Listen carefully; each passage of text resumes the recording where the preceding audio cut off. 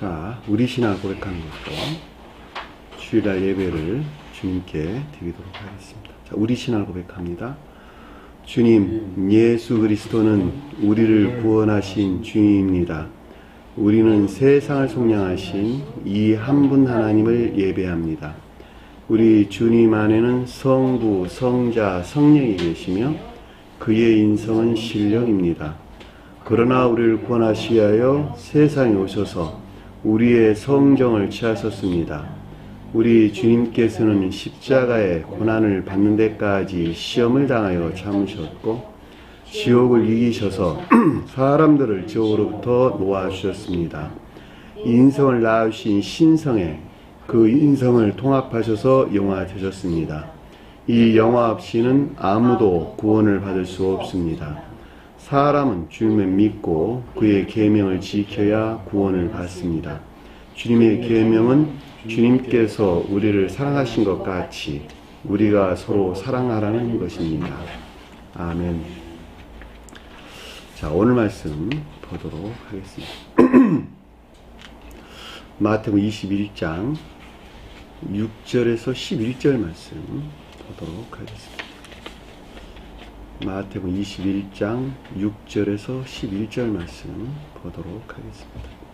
자, 제자들이 가서 예수께 명하신 대로 하여 나귀와 나귀 새끼를 끌고 와서 자기들이 겉옷을 그 위에 얹음에 예수께서 그 위에 타시니 무리 대다수는 그들이 겉옷을 길에 펴고 다른 이들은 나뭇가지를 베어 길에 펴고 앞에서 가고 뒤에서 따르는 무리가 소리 높여 이르되 호산나 다윗의 자손이여 찬송하리로다.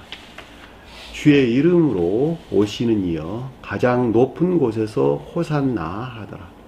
예수께서 예루살렘에 들어가시니 온 성이 소동하여 이르되 이는 누구냐 하거늘 무리가 이르되 갈릴리 나사렛에서 나온 선지자 예수라 하니라. 아멘. 자, 지난 시간에 공부했던 내용을 잠시 살펴보도록 하겠습니다. 자, 21장 1절을 보니까 그들이 예루살렘에 가까이 가서 올리브산 벳바기에 이르렀을 때에, 그렇죠. 예루살렘이라고 하는 것이 영적인 교회를 표현한다. 영적인 교회를 표현한다. 그렇죠. 자, 천적인 교회에 대해 설명할 때 예루살렘은 천적 영적인 교회를 표현한다. 그랬어요. 자, 천적 영적인 교회와 영적인 교회는 어떻게 다르냐 그랬더니 천적 영적인 교회는 천적인 진리 안에 있는 자들이에요. 천적인 진리 안에 있는 자들. 영적인 교회는 영적인 진리 안에 있는 자들. 그러니까 천적인 교회와 영적인 교회가 다른 것인데 천적인 교회에 속한 자들을 설명할 때 예루살렘은 천적 진리 안에 있는 교회예요. 천적 진리 안에 있는 교회. 이해되셨나요? 천적 진리 안에 있는 교회. 이게 천적인 영적인 교회다.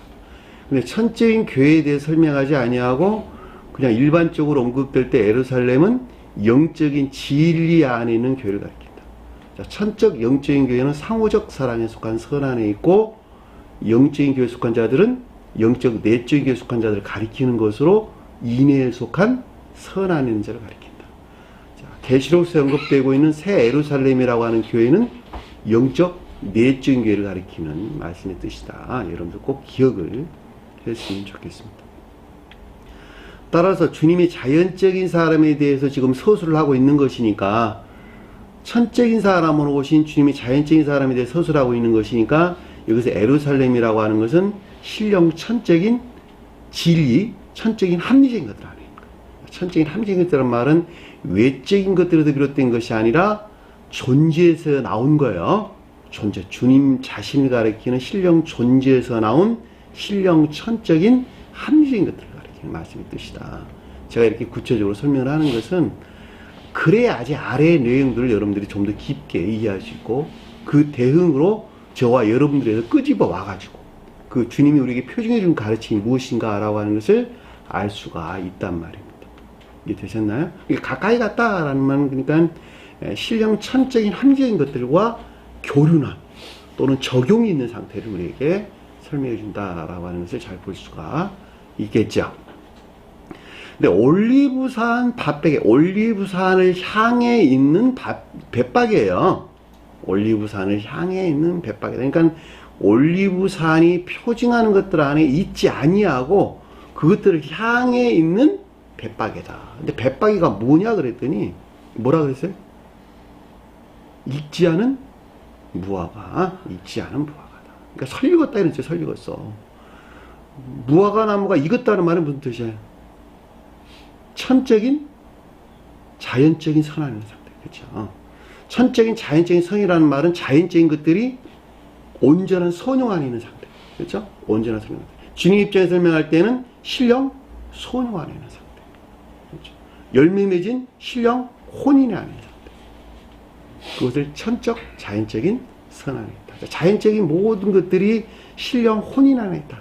또는 참된 혼인 안에 있는 상태를 가리키는 말 뜻이란 말이죠. 그것이 무화과 나무가 열매가 익은 상태를 우리에게 설명해 주는 내용이란 말이죠. 그 가운데 있는 천적인 선을 올리브 나무가 표정하고, 그 다음에 그 가운데 있는 사랑을 올리브 산이 표정한단 말이죠. 그러니까 그것들이 아직 미치지 못한 자연적인 선 안에 있는 상태를 여기서 지금 올리브 산을 향해 있는 벳박이에 이르러서, 그리고 이제 아래에 있는 것을 설명해서 나오는 거예요. 그래서.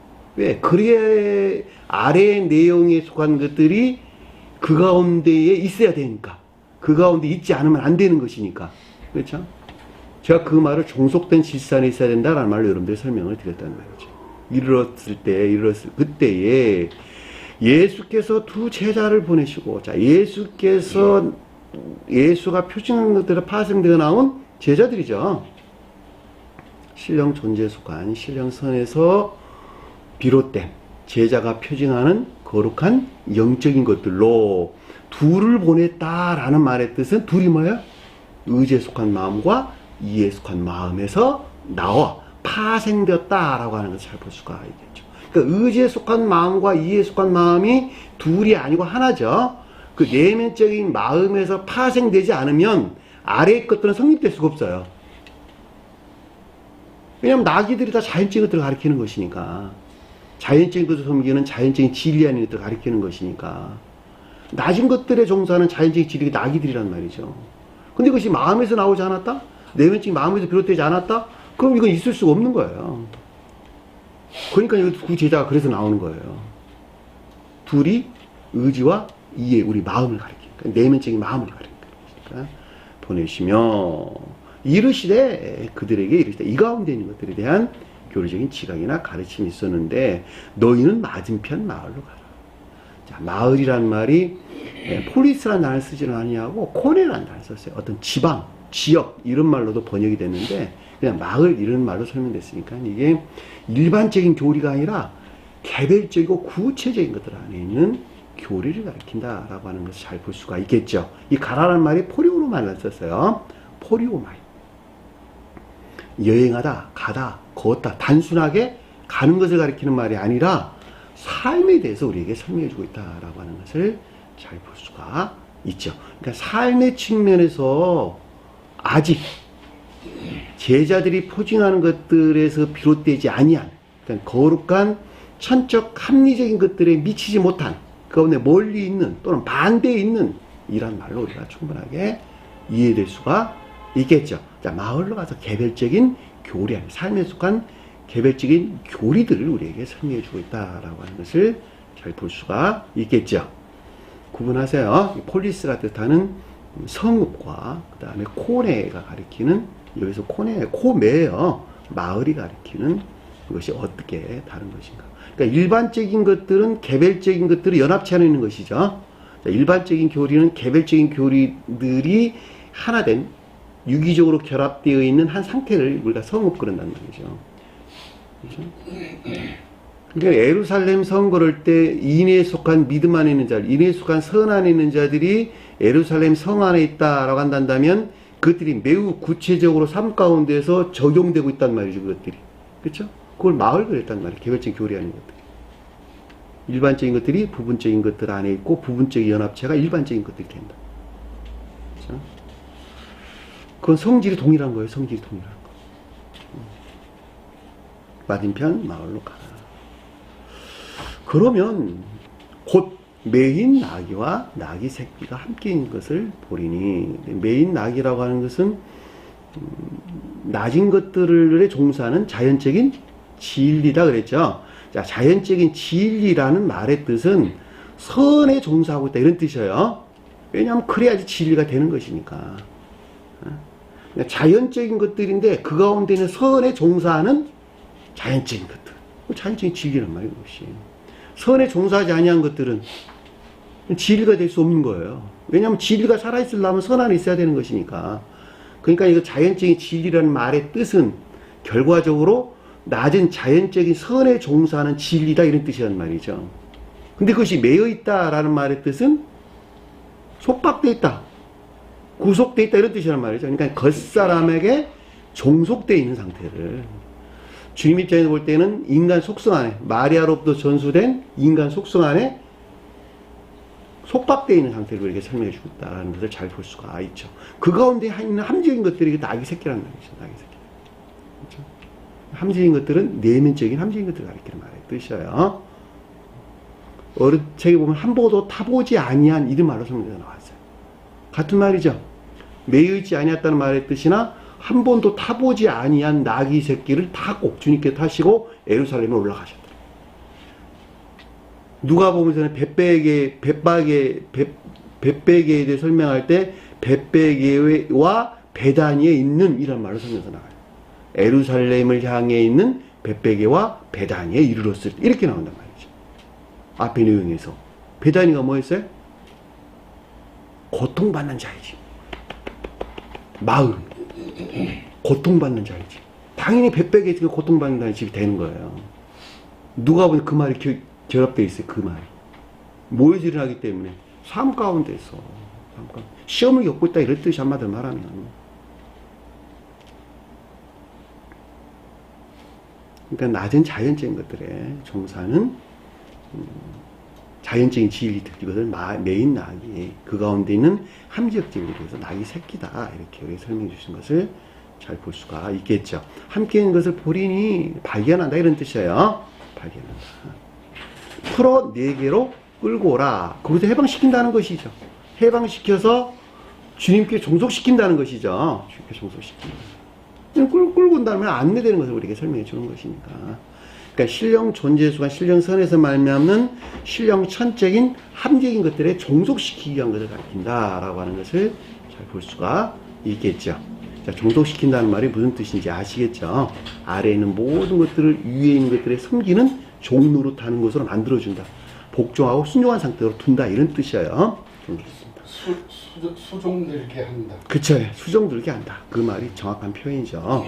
많이 누가 무슨 말을 하거든 이란 말, 많이 누가 무슨 말을 하고 자기 자신한테 일어나는 것이니까 이 가운데 있는 것들에 대한 약간의 의문이 생겨나는 것에서 어떤 생각, 내면적인 지각이 있었다라고 하는 것을 잘 볼 수가 있겠죠. 많이 누가 무슨 말을, 내 마음 안에서 누가 무슨 말을 하거든, 무슨 말을 하거든. 그러니까 약간의 어떤 의문이 생겨난 어떤 내면적인 지각을 가리킨다라고 하는 것을 잘 볼 수가 있겠죠.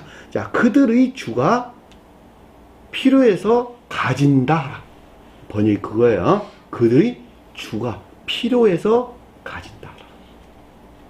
그러니까 이것들은 반드시 신령 천적인 것들에 종속된 선용 안에 있어야 된다라고 하는 걸 잘 볼 수가 있겠죠. 그냥 필요하다는 것은 써야 된다는 말의 뜻이고, 가진다는 말은 그 목적에서 적용되고 쓰여져야 되는 것이니까, 다시 말하면 신령 천적인 것들에 종속된 선용 안에 있어야 된다라고 하는 것을 잘 볼 수가 있겠죠. 그러니까 이거 신령 천적인 것들이라고 그랬는데 주님들 했으니까 큐리오스라는 말이 주님이라는 말을 쓰니까 결국 신령 선에 종속된 적용하원에 선용 안에 있어야 된다라는 말로도 이해도 아무런 상관이 없겠죠. 여기까지만 충분하게 이해될 수가 있을 것입니다. 그리하면 즉시 보내리라라는 말은 전혀 의심이 없는 적용을 가리킨다. 제가 이렇게 설명을 드렸습니다. 자, 4절 보니까 이렇게 된 모든 것은, 자, 전자에 언급된 이 모든 것은 그렇게 꼭 돼야만 되는 것은 얘로 아무런 상관이 없겠죠. 그렇죠? 꼭 이렇게 되어야만 되는 것은 선지자를 통하여 말하신 것을, 선지자를 통하여 말한 것을 이루려 함이라. 이루려 한다는 말이 충만하게 하다, 채우다, 이런 뜻이에요. 그러니까 선지자가 뭐였어요? 교리적인 성언으로서 주님을 가리킨다. 또는 성언에 속한 교리나 가르침들을 가리킨다. 라고 하는 것이죠. 그러니까 교리적인 성언에 속한 모든 것들을 온전하게 성취하기 위함이라. 교리적인 성언에 속한 가르침들은 다 무엇이었어요? 가장 높은 데에서. 가장 높은 데에서. 2000년 오셨던 주님의 자연적인 사람의 영화 과정을 서술하고 있다. 자, 주님의 자연적인 사람의 영화 과정은 교회에 속한 자들의, 진리한 자들의 중생을 표정하고 있는 것이죠. 그렇죠? 자, 그 가운데 있는 것, 그 가운데 있는 교회의 상태에 대해서 우리에게 설명해 주고 있는 것이 성경 말씀이 전부 다예요. 구약의 예언자들은 언제부터 나오기 시작했어요? 북이스라엘이 멸망하기 시작하면서부터 구약의 예언자들이 나오기 시작했어요. 그 전에는 예언자들이 없었어요. 왜냐하면 굳이 교리나 가르침이 있을 필요가 없었으니까. 아, 주님께 속한 온전한 교회가 있는데 왜 굳이 교회에 속한 자들 다시 가리켜야만 되느냐 말이죠. 북이스라엘이 멸망하고 난 후부터 구약에서 예언자들이 나오기 시작해요. 예언자가 뭐였어요? 선지자. 같은 말. 그리고 남유다가 멸망하고 계속적으로 우리가 구약에 나오는 여러 선지자들이 그때 나오기 시작했다. 역사적으로 사실이에요. 이건. 그렇다고 보면 선지자들이 나온 건 뭐였어요? 전부 다. 멸망된 교회에 대한 가르침들이니까 전부 다. 멸망된 교회는 이런저런 이렇게 결과가 있을 것이고 이런 최후 심판이 있을 것이고 반드시 주님으로부터 새로운 교회가 재건될 것이라고 하는 가르침을 주셨다니까. 요한계시도 똑같아요.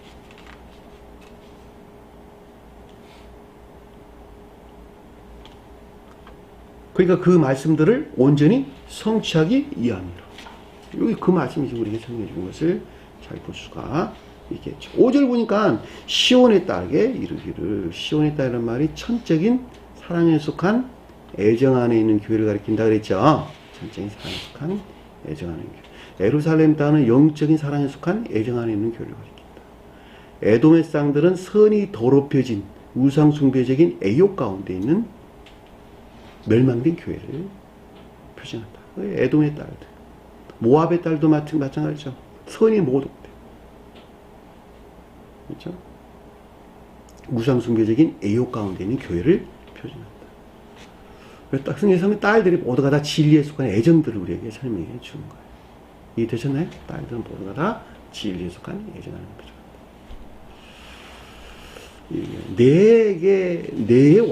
너의 왕이 내게 이 말이니. 자, 이 교회가 비롯된 신령 지혜에 속한 신령 진리 안에 있는 주님을 가리킨다라고 하는 것을 잘 볼 수가 있겠죠. 그러니까 이 교회에 주님께서 들어오신다는 거예요. 들어오신다. 이 교회. 결과적으로 시온에 따라고 하는 주님에 대해서 설명할 때는 신령 혼인 안에 있는 교회를 가리키는 거예요. 지금 자연적인 사람에 설명할 때. 그렇죠? 그는 겸손하여. 신령 지혜에 속한 신령 진리가 겸손하다는 말은 신령 소용 안에 있다는 말이 뜻이죠. 신령 겸비 안에 있다는 말은 신령 소원 안에 있다는 말과 같이 해도 아무런 상관이 없는 것이겠죠. 근데 그 겸손하는 것이 어떤 상태에 있는 것이냐, 신령 소용하는 것이 어떤 상태에 있는 것이냐 그랬더니 뒤에 나오는 말들이 지금 낙이 곧 멍에 아래에 있는 짐승의 아들 낙이 새끼를 탔도다. 그것이 겸손하는 상태야. 그것이. 저와 여러분들이 주님 앞에 겸손해 있다는 말이 이런 뜻이란 말이죠. 낮은 것들에 종사하는 자연적인 진리 안에 있는 것들, 모든 것들이 주님에게 종속된, 주님의 가르침에서 말미암는 영적인 것들에 종속된, 그것들에 수종드는 삶 가운데 있는 상태. 그들이 주님이 겸비하는 상태란 말이에요. 겸비하는 상태. 교만한 자들은 뭐예요? 그 가운데 있지 아니한 자들이 교만한 자들이다. 성경에서도 말합니다. 나왔잖아요. 주님께서 겸손하여.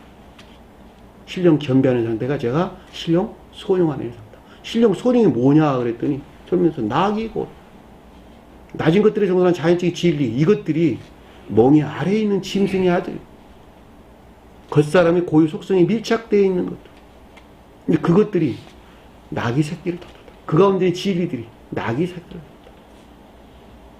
함정인 것들이, 그 가운데 있는 함정인 것들이 탔다는 말이 뭐예요? 종속된 질서 안에 있는 것이다. 수동된 상태. 다른 말로 설명하면 겉사람 안에 있는 모든 것들이 속사람을 섬기는 상태. 그 말이에요. 그것이 같은 말 같아요. 왜 겉사람은 자연적인 진리 안에 있는 것이니까 그 가운데 있는 함정인 것들. 그래서 나귀와 앞에서 나귀 새끼가 연거푸 나오는 거예요. 그 질서 안에 있는 것이니까 그것이. 함정인 것들이 위에 있고 그 아래 자연적인 것들이 있겠죠. 그렇죠?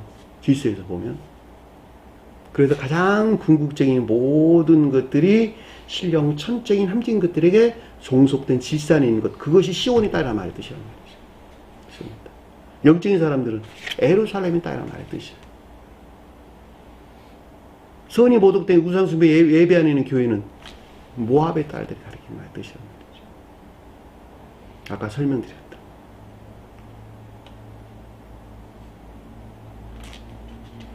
여기까지가 우리가 지난 시간에 공부했던 내용입니다.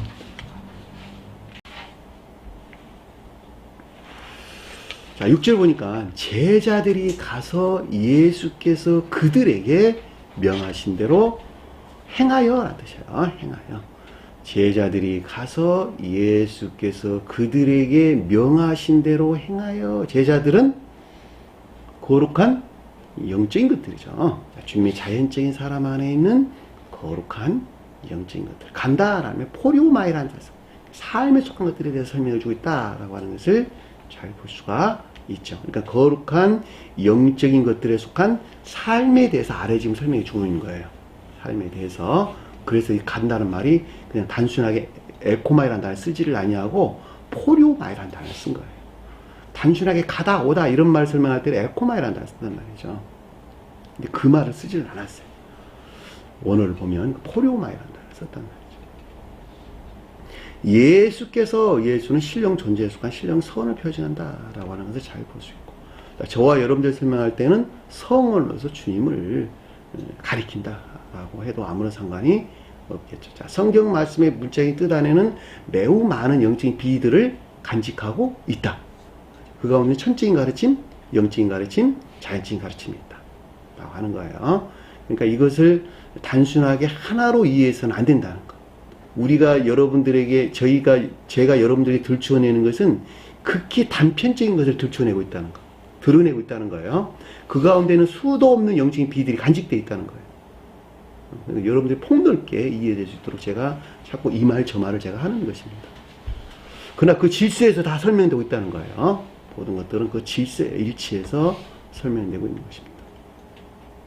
근데 명하다라는 뜻인데, 명하다는 말이 뭔것을 향하여 배열하다, 정리하다 이런 뜻이에요. 뭔가를 정리하다, 배열하다. 이게 삶에 속한 것들을 신령 존재에 속한 신령 선에서 비롯된, 또는 저와 여러분들 설명할 때는 성원이신 주님으로부터 말미암아 어떤다는 거예요? 재배열한다, 재배열한다, 정리정돈한다. 그 말이란 말이에요. 그러니까 뒤에서 하여라는 말이 포이에오라는 만들다, 이루다, 창조하다는 말이 뒤에서 나오는 거예요. 그러니까는 신령 존재에 속한 신령 선에서 비롯된 것으로 그 질서에 일치하도록 재배열한다. 삶에 속한 것들을 재배열한다. 이런 뜻이라는 말이죠. 이해되셨나요? 무슨 말?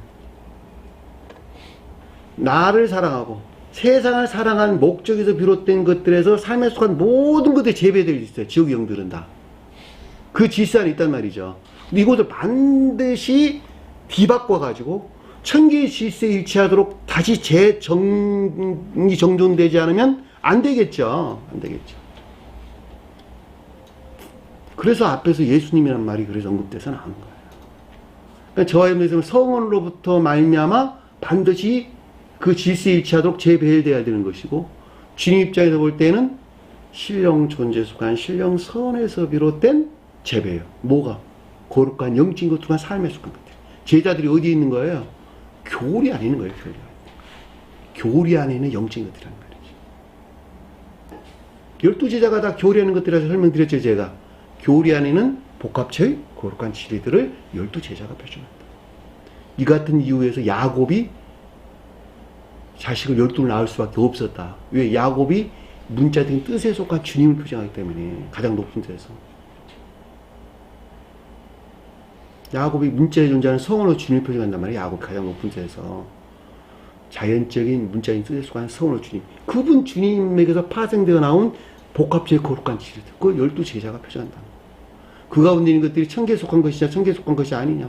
성원에 일치하냐 성원에 일치하지 아니하냐에 따라 심판이 있으리라. 12지파가 심판하리라. 그랬잖아요.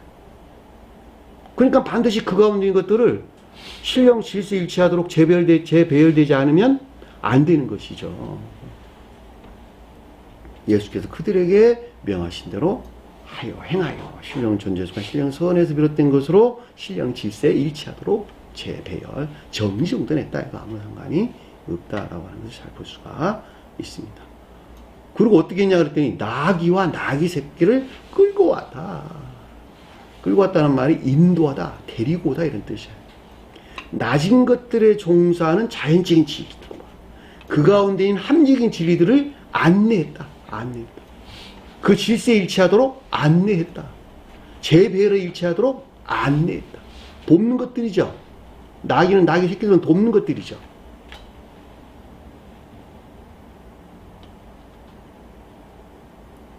그럼 나귀와 낙타는 어떻게 다른가? 제가 설명드렸잖아요. 낙타는 지식들이에요, 지식들. 낙타는 지식들이에요. 아까 제가 설명드리기를, 자연적인 진리는 그 진리려면 반드시 선에 있어야 된다 그랬죠? 선의 종사는 진리, 자연적인 진리.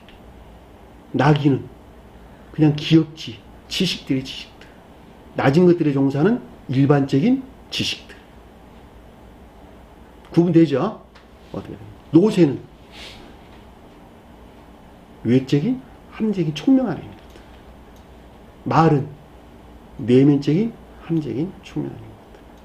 내면적인 함이 총명이라는 말은 거의 선에서 나왔다 이런 뜻이에요. 선에서 나오지 아니한 것만큼 외면적인, 외적인, 함적인, 총명한 의미를 가리키는 말의 뜻이에요. 그만큼 자기 총명, 외적인 것들을 비롯했다 이런 뜻이에요. 질서에서 우리에게 언급돼서 나온 것입니다. 나귀는 낮은 것들에 종사하는 자연적인 진리들.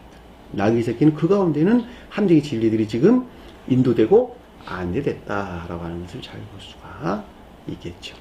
그렇죠? 그러니까 그들의 겉옷을 위에 얹음에 그런데 제자들이죠. 제자들이 표징하는 것들은 어디서 나온 거예요? 전부 다. 네? 주님에게서 나온 것이잖아요. 주님에게서. 신령 존재수관 신령 선에서 또는 저희가 설명할 때는 성원이신 주님에게서 나온 영적인 것들과 결합된 또는 영적인 것들이 비롯된 외적 진리, 겉옷은 외적 진리를 표징한다라고 하는 것을 잘 볼 수가 있겠죠. 또는 문자에 존재하는 진리에도 아무 상관이 없는 거예요. 또는 자연적인 진리에도 아무 상관이 없어요. 자연적인 진리. 이 자연적인 진리와 나귀가 표정하는 자연적인 진리는 전혀 다른 거예요. 요거 자연적인 진리는 주님에게서 나온 거예요. 주님에게서 나온 거예요. 주님에게서 그 질서의 일치에서 나온 영적인 것들에 속한 자연적인 진리 또는 외적 진리를 가리키는 말의 뜻이라는 것을 잘 볼 수가 있겠죠. 그렇죠? 자, 그 질서, 그 가운데 있는 것을 떠받치고 있는 것이 뭐예요? 나귀야, 나귀. 그 가운데 떠받치는 것. 나귀 위에 얹음에. 그 종속된 질서 안에 두매. 그 위에 얹음에. 그것을 떠받치고 있습니다.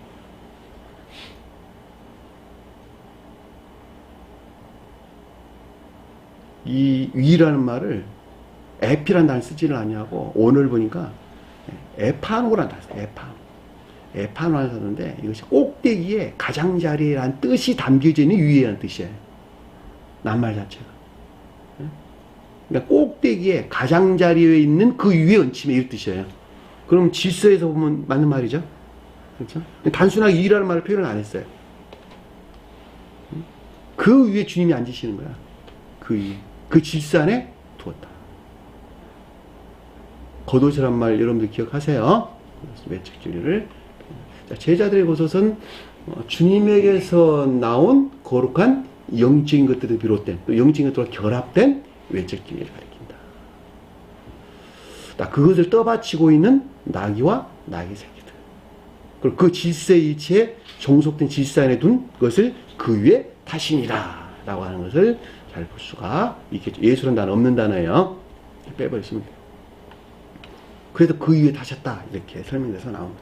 이 가운데는 모든 것들을 신령 천적인 것들에서 비롯된 배열된 종속된 질서 안에 있게 하였다. 제가 저수란 책에는 그렇게 기록을 해놨습니다.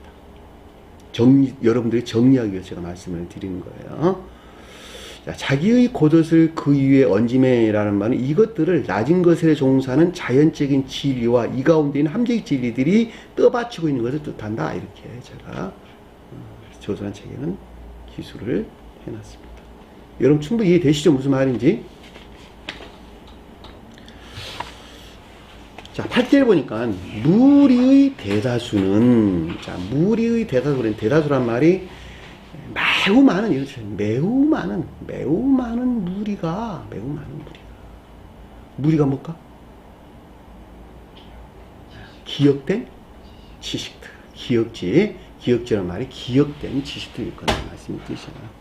근데 이게 매우 많다라고 하는 건 무수한, 번성한, 아주 매우 많은, 무수한, 세상 말로 하면 박식한이란 말의 표현이 있다는데 그런 말이 아니고 무수히 많은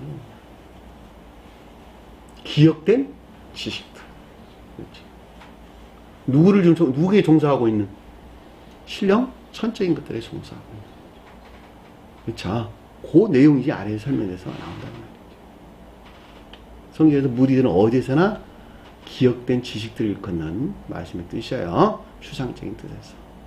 그러니까 무리라고 일컫을 때, 사람에 대해서 무리라고 언급될 때는 기억지, 지식에 의존해서 살아가는 모든 자들이 무리란 말이죠, 다. 그렇죠. 너희가 내 살과 피를 먹지 않으면 너희가 나와 상관이 없고 내 생명을 있을 또 구원을 받을 수 없다 그랬더니 무리들이 다 떠났더라. 그랬잖아요. 무리들 따르는 많은 무리들이 떠났더라. 기억지에서 살아가는 많은 사람들이 떠났다는 이런 뜻이야. 내가 어떻게 주님의 살을 먹고 주님의 피를 마실 수 있어? 내가 어떻게 주님에게서 나온 설 안에 있고 성과 결합된 진리 안에 있을 수 있어? 내가 어떻게 주님에게서 나온 사랑 안에 있고 사랑과 지혜 안에 있을 수 있어? 나는 그렇게 할 수 없어. 세상이 너무 좋아.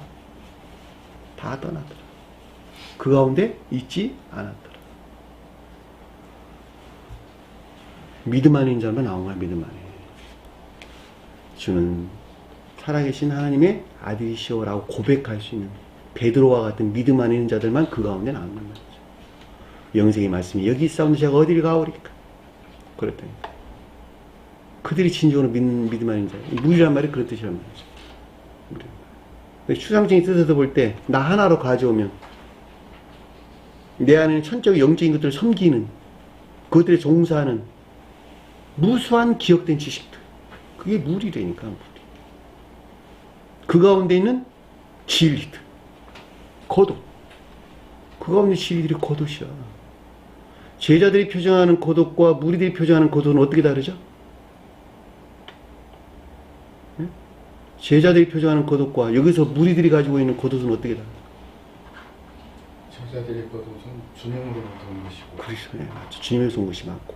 그 다음에 무리들이 가지고 있는 겉옷은? 무리들이 가지고 있는 것은 한마디로 자기가 소유한 자기의 군종이지. 그러니까 아니, 교훈이나 가르침에서 나온, 교훈이나 가르침에서 나온 겉옷.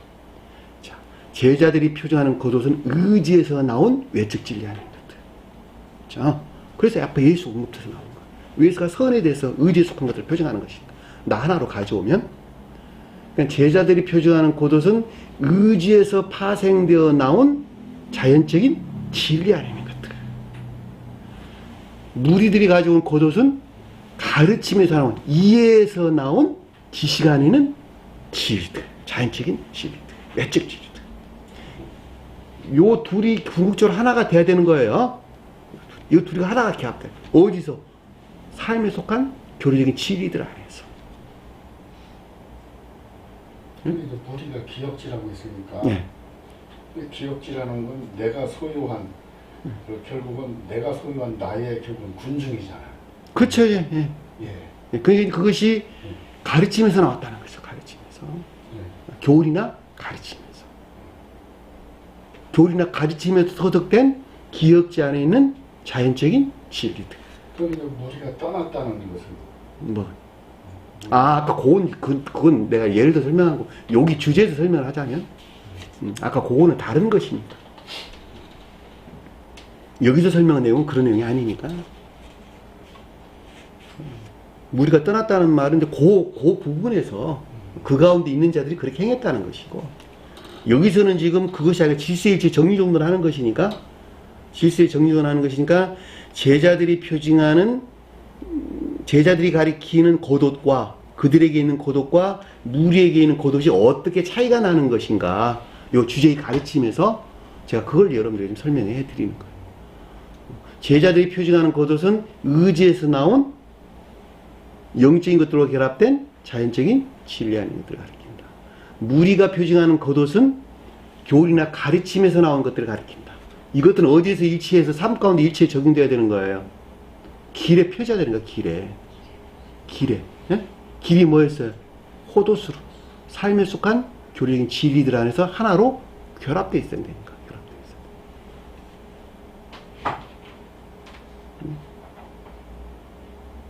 그래서 제자들이 겉옷과 무리들의 겉옷이 언급돼서 나오게 되는 것이죠.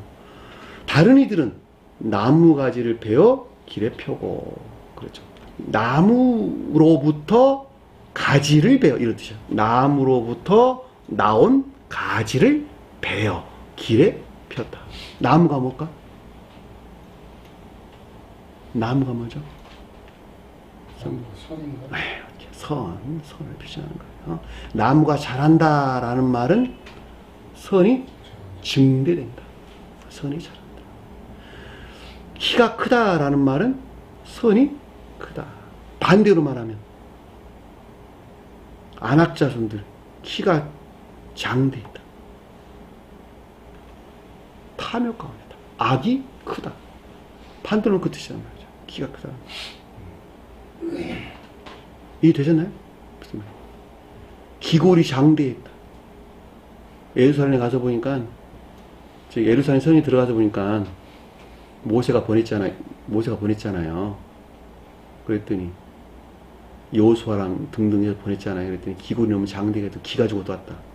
내 마음 안에는 온갖 탐욕적인 악이 매우 키가 커가지고 도저히 그걸 정복할 수가 없었다. 기가 죽었다. 여호수아만이 그까지는 내가 다 물리칠 수 있어.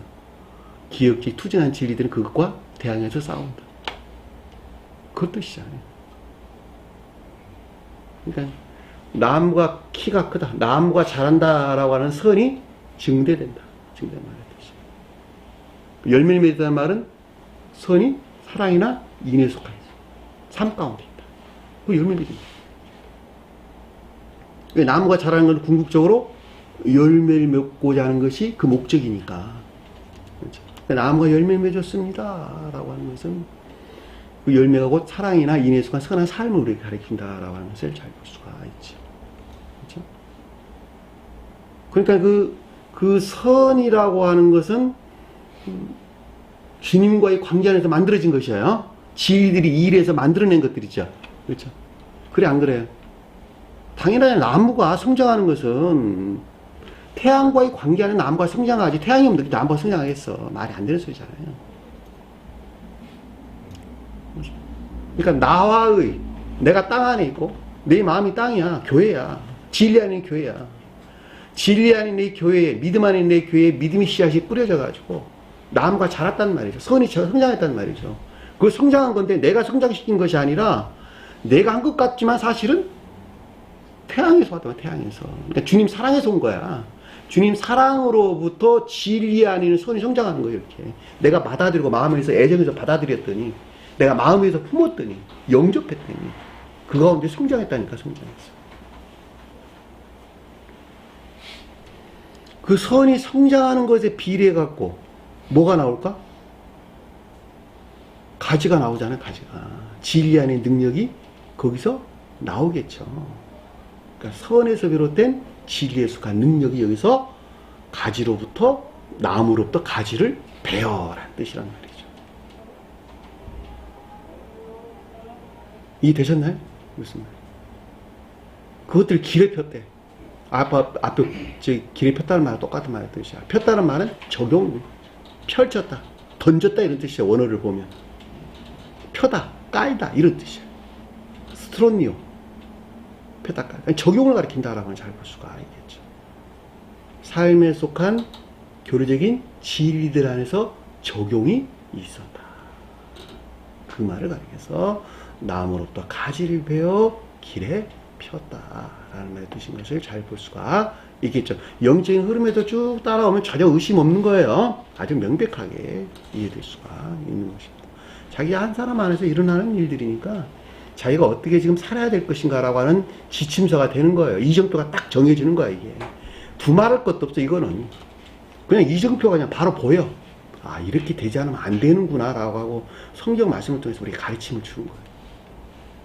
근데 그 가르침들을 잘 모르면 그냥 이단에 빠져가지고 여기 헤매고 저기 헤매고 가르침이 뭔지, 그냥 평생 그렇게 산다니까. 그러나 이것도 너무 명백하게 우리 가르침을 주고 있잖아, 지금 보면. 여기도 뭐 더 이상 무엇을 설명해 줄 수 있겠어요? 주님께서 다 이렇게 가르침을 주시는데. 내가 어떻게 살아야 되는지를. 무엇을 섬기며 살아야 되는 것인지를.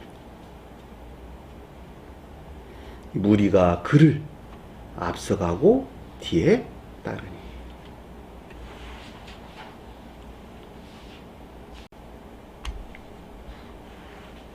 무리가 그를 앞서가고 뒤에서 따르니.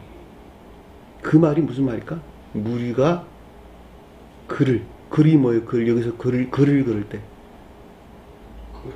주님이죠, 주님. 그러니까 신령 천적인 것들이에요. 신령 천적인 것들. 예수란 말로 쓰지를 아니하고 그리라고 하는 지시대명사를 썼다고 하는 것은 주님에 대해서 신령 천적인 것들에 설명한다고 제가 설명드렸죠. 신령 천적인 것들과 신령 존재수가 신령 선하는 것들은 사실 같은 것인데 구분하기 위해서 엄격히 구분을 나눴어요. 그러니까 그 무리가 그를 앞서가고 뒤따른다라는 말의 뜻은 신령 천적인 것들의 결속된 계속적인 질서 안에 있는 것들을 가르칩니다. 이해되셨나요? 신령 천적인 것들에게 결속되어 있는 계속적인 질서 안에 있는 것들을 우리에게 지금 설명해 주고 있다라고 하는 것을 잘 볼 수가 있겠죠. 자, 여기서 계속적인 질서란 말이 그럼 무슨 뜻이냐? 그 말이 굉장히 중요한 말인데, 다른 말로 설명하면 시리즈 안에 있는 형체들 이렇게 말뜻이야. 시리즈 안에 있는 형체들. 시리즈란 말이 무슨 말인가? 그러니까 이게 조금 전에 펼쳤다 그랬는데, 펼쳐진 것이 계속적인 진행된 상황이니까 펼쳐내 오셨다. 이렇게. 그러니까 이제 내면에 있는 것이 이제 밖으로 펼쳐져 나온 거죠. 그렇죠. 같은 말이죠. 그러니까 신령 천적인 것들이 계속적인 질서에 의해서 이렇게 결속된 계속적인 질서에 의해서 펼쳐진 상태, 적용되고 있는 상태. 자, 그 말을 계속적인 질서와 동시적인 질서 안에 있다. 시리즈라는 형체가 그런 뜻이에요. 자, 계속적인 질서와 동시적인 질서. 그 말이 무슨 뜻이냐? 계속적인 질서라고 하는 것은 꼭대기로부터 점진적으로 천적인 것들이 영적인 것을 통해서, 영적인 것들이 자연적인 것을 통해서 계속적으로 흘러내려오는 것을 계속적인 질서다라는 뜻이에요.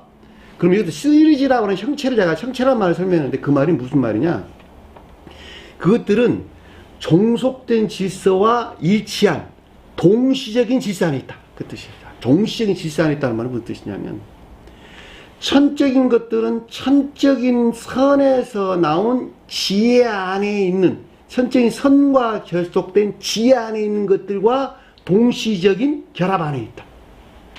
영적인 것들은 영적인 선에서 나온 총명 안에 있는 것들과 결속된 계속적인 질서 안에 있다. 이해되셨나요? 무슨 말인지?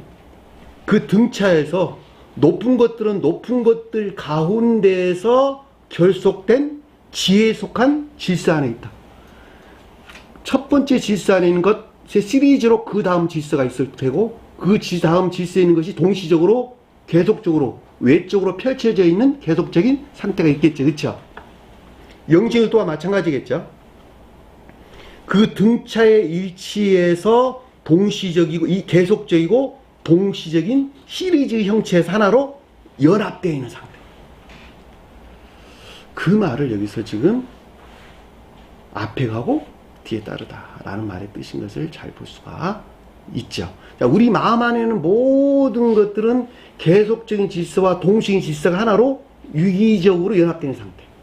깊은 마음 안에 있는 지혜에 속한 것들과 결속된 지혜에 속한 것들과 유기적으로 그 다음 것들이 수평적 계속에서 볼 때 있고, 그럼에도 불구하고 그 다음 것들은 계속적인 질서에 일치해서 그 다음 것들이 나왔고, 그 가운데 것도 또한 수평적인 질서에서 볼 때 하나로 유기적으로 연합된 상태에 있고, 또 자연적인 것도 마찬가지고, 극내적인 것들 흘러내려와 영적인 것들을 통해서 자연 것들이 내려왔는데, 그것 또한 동시적인 질서 안에 있다는 뜻이에요.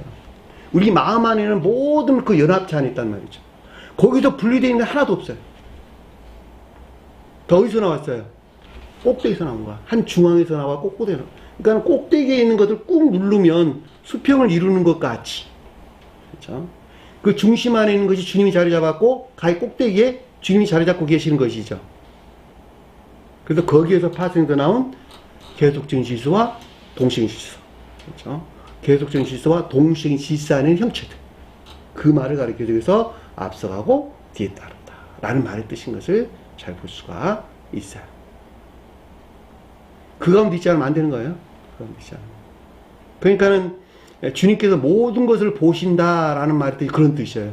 우리 마음 안에 있는 계속적이고 동시적인 모든 것들을 한꺼번에 다 지각하고 계신다. 위에서 내려온 것뿐만 아니라 그 등차 일체에서 파생되어 나온 모든 것까지도 다 주님께서 그 형체 안에 있는 것들을 보신다 라는 말의 뜻인 것을 잘 볼 수가 있단 말입니다. 그것이 그 사람의 영혼이에요. 영혼. 그 사람이 가지고 생명이에요. 생명. 네? 영혼이 뭐예요? 사랑. 주님께서 넣어준 사랑. 그 사람의 생명. 다시 말하면 사랑과 지혜, 그리고 이 가운데 있는 모든 형체, 네? 그것을 그 사람의 생명, 영혼 그런단 말이에요. 영혼. 무슨 기운 이런 거 가리키는 것이 아니라, 육체는 뭐예요? 그러면 그 가운데 섬기는 조성된 조직들, 그것들을 섬기는 조직이네. 조직. 그러니까 그냥 도구들이야, 도구들. 영혼이란 말 기억하세요. 그 사람의 생명인 것인가. 주님에게서 쪼개받은 내 안에 있는 생명을 가리키는 말이었어요. 사랑과 지혜, 그리고 이 가운데 있는 모든 것들 안에는 형체들. 이 형체란 말이 굉장히 중요한 거예요. 형체가 없는 사랑과 지혜는 있을 수가 없단 말이죠. 없어. 사랑으로부터는 뭐가 나왔어요? 애정이 나왔고, 지혜로부터는 지각이 나왔단 말이에요. 지각. 그 시리즈 안에 있는 형체, 그것이 그 사람의 영혼이라는 거예요. 생명이라는 거예요. 그 사람의 진수의 그 사람 자신이야. 그것이 육체가 그 사람이 아니라. 사람은 그 생명의 성질에 일치해서 구원을 받는다, 구원을 받지 않는다 그러는 거예요. 근데 구원을 받는다는 말은 그 영적인 생명이 주님에게서 쪼개받았기 때문에 영존하시는 주님 거가 내 안에 들어와 계시는 거야. 내 것이 아니고 주님이라니까. 난 담는 그릇으로 있고. 내가 영생한다는 말은 영존하는 주님 안에 내가 있기 때문에 영존하는 거 아니야. 영생하는 거야. 그것이 구원이란 말의 뜻이라니까. 영생이란 말의 뜻이고. 흘러오는 것은 임유되는 것에 대하여 그것을 받아서 종속된 관계로서의 바탕. 그렇죠. 수dung 관계. 꼭 맞습니다. 같은 말씀이죠. 소리 높여 이르시되 소리 높이 이루셨다. 여기서 소리 높이 이뤘다는 말은 찬양에 대한 내용이죠. 그쵸? 그러니까 사랑에서 비롯된 진리에 속한 애정 안에 있는 것을 가리킨다라고 하는 것을 잘 볼 수가 있겠죠. 그러니까 소리 높다는 말이 눈뜨기에 소리 높인 자, 귀를 열어줘서 눈을 뜨게 해서 소리 높이는 거하고 다른 의미죠. 여기서는 사랑에 속한 애정 안에, 사랑에서 비롯된 진리에 속한 애정 안에 있는 것을 가리킨다라고 하는 것을 잘 볼 수, 이게 찾아가는 것이니까 아래 내용 보니까 이르되라고 하는 교리적인 지각이나 가르침을 뜻한다라고 하는 사실을 하고, 호산나 다윗의 자손이요. 이 호산나란 말이 나를 구원하소서라는 뜻인데, 이게 히브리어 원어를 보면 뭐라고 나와 있냐면 야사나 발음이 야사나 이런데, 야사라는 말이 무슨 뜻이냐 그랬더니 자유, 해방, 번영 이런 뜻이에요. 그리고 나는 뭐야? 제발, 제발. 그러니까 자유, 해방, 번영 안에 제발 있게 하옵소서. 그것이 구원이야. 자유는 뭐예요? 이렇게 써졌네, 보니까. 억압이나 속박 대신에 자유. 해방. 같은 말이죠? 지옥에서 속박되어 있지 않냐고. 제발 나를 자유 안에 있게 하옵소서. 제발 나를 해방하게 하옵소서. 제발 나를 번영이 있게 하옵소서. 나를 구원하소서. 오산나. 인류를 그 가운데 있게 하시 주님. 인류의 구원을 대업을 성취하시 주님에 대한 고백. 그렇죠? 인류의 구원의 대업을 성취하시 주님에 대한 고백. 호산나는 뭐예요? 영화 대신 신령 진리 안에 있는 대한 고백.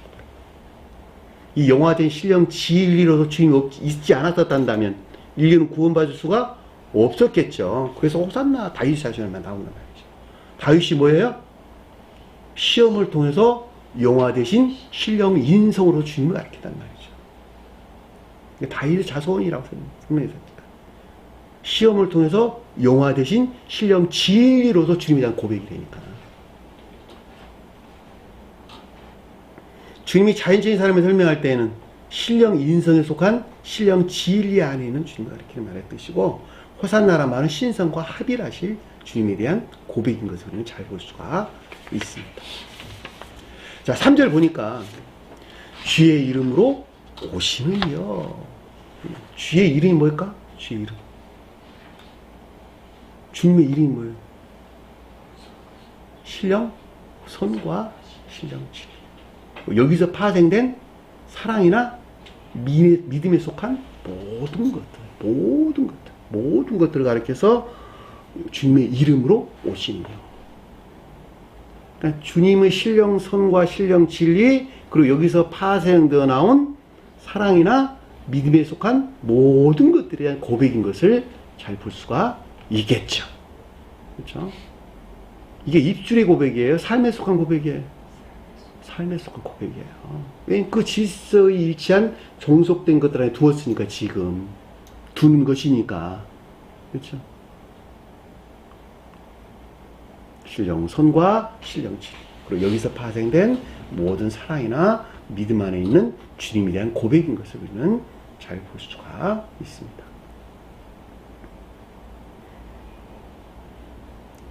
가장 높은 곳에서 호산나 하더라.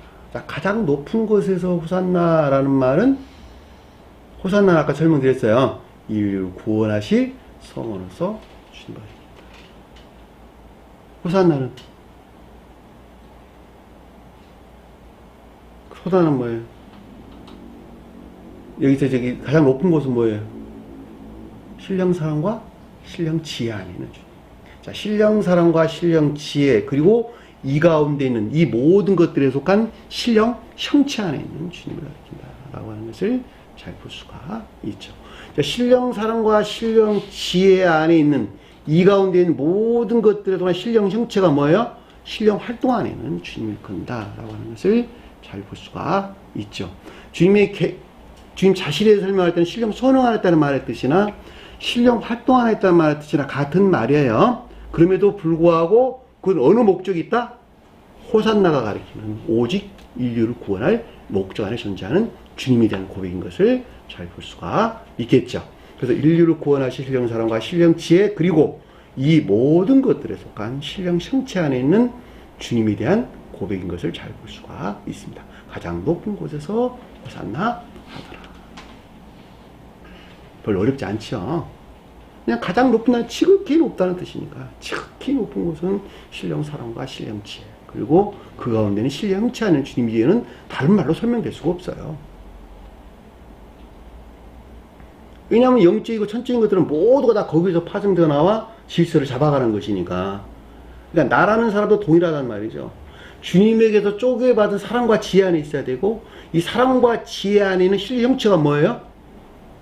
자연적인 것들 안에서 주님을 섬기는 사랑이나 인연에 속한 선한 삶을 가리킨다니까. 그게 낙이 탔다는 말의 뜻이란 말이에요. 자연적인 지혜 안에 모든 것들 그거 종사한다는 말이에요. 그렇게 돼야 되는 거예요, 그렇게. 그 자가 진정으로 주님을 찬양하는 자가 되는 거야. 주님을 예배하는 자가 되고. 그 가운데 있지 않으면 안 되는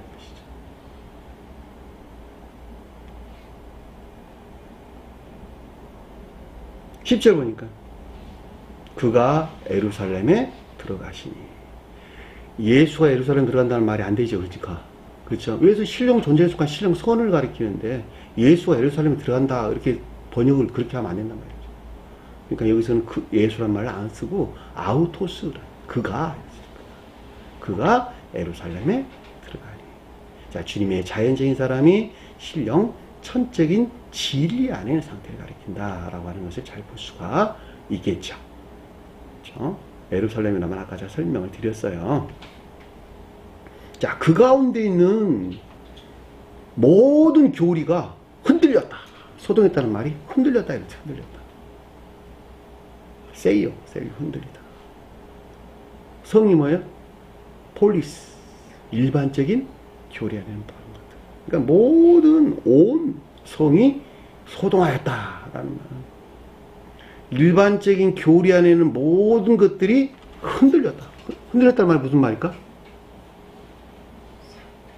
상태의 변화가 생겨났다는 거죠. 상태의 변화가 당연히 생겨나야 되는 것이죠. 상태의 변화가 안 생겨나면 어떻게 되겠어요? 앞에 일어난 말 다 거짓말이잖아. 다. 반드시 교리 안에서 어떤 것들이 상태가 변화가 일어나야 된다는 거예요. 삶 속에서 적용되는 교리하는 것들이 다 상태가 어떤 변화가 일어나야 된다는 말은 너무도 당연한 이야기죠. 그렇죠? 그 교리하는 내용이 11절에 설명돼서 나왔어요. 그럼 변화된 상태인 것이 뭐냐 그랬더니 11절에 설명돼서 나왔단 말이죠. 그리고 이르되 교리적인 지각이나 가르침이 있었는데 이는 누구냐 하거늘, 이는 누구냐, 이 가운데 있는 것들에 대한 지각이 있었다라고 하는 것을 잘 볼 수가 있겠죠. 그렇죠? 자, 11절 보니까 무리가 이르되, 자, 기억된 지식에서 비롯된 것으로 이 가운데 있는 것들에 대한 교리적인 지각이나 가르침들이 있었는데 그것이 무엇이냐 그랬더니 그가 갈릴리 나사렛에서 나온 선지자 예수라 하더라. 예수라고 하는 것은 갈릴리 나사렛에 속한 선지자들이 비롯된, 이것들이 뜻하는 것들이 비롯된 근원 안에 있는 신령 선을 일컫는 말씀의 뜻이에요. 갈릴리는 뭘까? 갈릴리. 네? 참된 기억지자. 선의 측면에서 참된 기억지가 갈릴리. 갈릴리 바다는 진리 측면에서 진리에 대하여 참된 기억지가 갈릴리 바다예요. 갈릴리 바다. 기억하세요? 그래서 갈릴리 바다에서 모든 일들이 일어나는 거예요. 성경 대부분 다 갈릴리 바다에서 어떤 이적들이 일어나요. 왜 그것들이 기억지가 누구를 섬기고 있으니까? 주님을 섬기고 있는 것이니까. 주님을. 그래야지 그 사람이 되는 것이니까. 더 이상 나를 섬기지 않냐고. 주님을 섬기는 상태에 있어야 되는 것이니까. 그래 안 그래? 그러니까 갈릴리에서 일어나네, 갈릴리에서. 오병의 역사도 갈릴리에서 일어나. 실병의 역사도 갈릴리에서 일어납니다. 갈릴리 바다 근처에서. 갈릴리에도 많은 일 주님께서 하시고, 제달도 갈릴리도 불러드리고, 부활하시고 난 다음에, 영화되시고 난 다음에도 갈릴리도 주님께서 먼저 가시고, 제자들이 거기서 만나고, 그런 말이죠. 왜? 자연적인 사람들은 다 기업지에 살아가는 것이니까. 근데 이 기업지가 더 이상 나에게 종사되지 아니하고 주님을 섬기는 상태. 그것을 참된 기업지가 그랬다는 참된 기업지.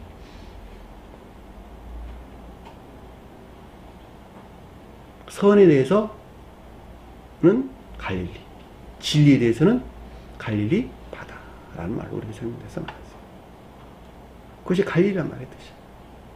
나사렛은 그 가운데 있는 자연적인 천적인 것들 또는 천적인 함정인 것들 같은 말이에요.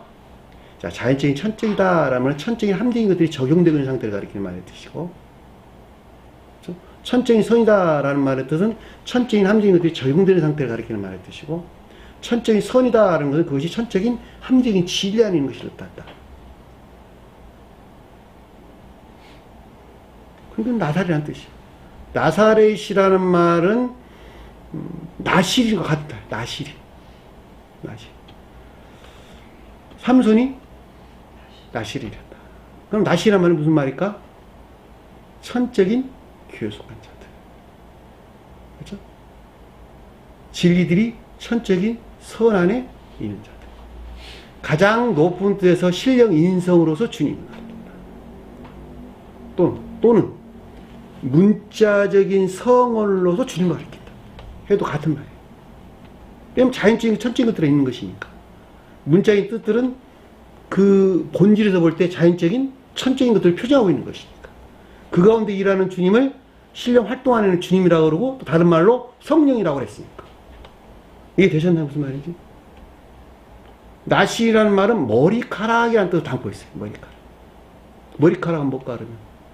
머리에서 나온 궁극적인 천적인 것들. 같은 말이에요. 머리는 으뜸된 것들. 사랑과 지혜 안에 있는 것들. 사랑과 지혜 안에는 자연적인 것들. 그것이 자연적인 천적인 것들. 머리카락이 같은 말이에요.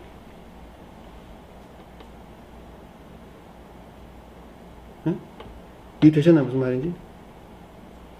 그래서 저기 히브리어에서 보면 나신인을 나지르란 성별된, 분리된 이런 뜻인데, 그 말이 롯이 머리털이 봉헌됐다 이거죠. 머리털이 봉헌됐다. 성별됐다. 그 말이에요, 그 말. 롯이 레제르. 나실이. 롯이란 말이 머리란 뜻. 머리는 머리카락이란 뜻이 간직된 머리예요. 근데 그것이 네제르.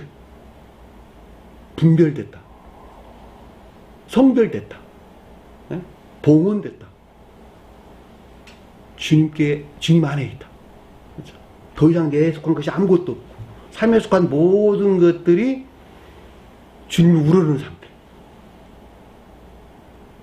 사랑에 속한 선행 안에 있는 상태.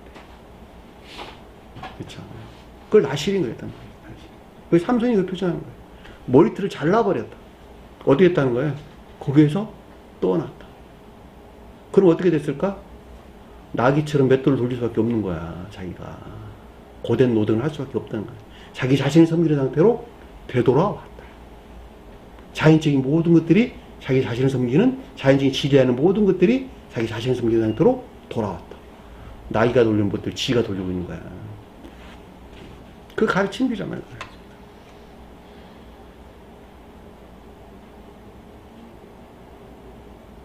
그래서 갈릴리 나사렛이라는 것은 참된 기억자 속한 것들로 이 가운데는 자연적인 천적인 것들을 가리킨다라고 하는 것을 갈릴리 나사렛이란 말의 뜻이고, 이 가운데 있는 교리적인 성안 또는 성언에 속한 교리나 가르침들이 선지자라는 선지자. 문자에 존재하는 성언에 속한 교리나 가르침들이 선지자라는 거예요. 이것들이 비롯된 신령 군원이 뭐예요? 예수란 말이에요. 예수. 신령 선으로서 주님을 가리킨다라고 하는 것을 잘 볼 수가 있겠죠. 그러니까 신령 선으로도 주님에게서 파생되어 나와 진리 안에는 모든 것들이 갈릴리 나사렛 그 가운데 있는 교리나 가르침들이에요. 나왔다는 말 아니에요. 나온 것이 아니라 그 가운데 있는 것이에요. 것. 나온다는 말 원을 보면 없어요. 그 가운데 있는 것들로 선지자 예수라 하더라. 이렇게 설명해서 나왔다는 말이죠. 여러분들이 충분하게 이해될 수 있으리라고 봅니다. 여러분들이 조금만 영적인 개념을 가지고 있다 한다면 이것들은 여러분들 안에서 실제적으로 일어난 일들이고 또 거듭나는 사람에게는 아주 명백하게 다가온 내용들입니다. 주신 말씀 마음속에 깊게 간직하시고 한 주간도 승리하는 저와 되기를 간절히 축원합니다. 자, 지금만 하는 것으로 오늘 공부를 마치도록 하겠습니다. 할례 계신 우리 아버지 이름을 거룩히 여김을 받으시오며 나라의 마음이시며 뜻이 하늘에서 이룬 것 같이 땅에서도 이루어집니다. 오늘날 우리에게 일용할 양식을 주옵시고 우리가 우리에게 죄진 자를 사하여 준 것 같이 우리 죄를 사하여 주옵시고 우리를 시험에 들게 하지 마옵시며 다만 악에서 구하옵소서. 나라와 권세와 영광이 아버지께 영원히 싸움나이다. 아멘.